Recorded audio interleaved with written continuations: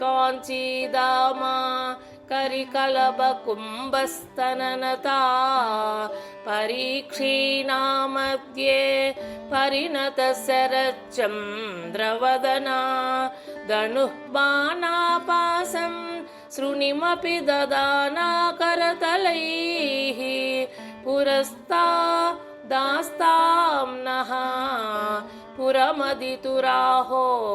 पुरुषिका वनत्काञ्चीदामा करिकलभकुम्भस्तननता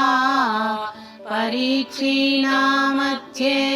परिणतशरच्चन्द्रवदना धनुः बाणापाशं शृणिमपि ददाना करतलैः पुरस्तादास्तां नः पुरमदितुराहो पुरुष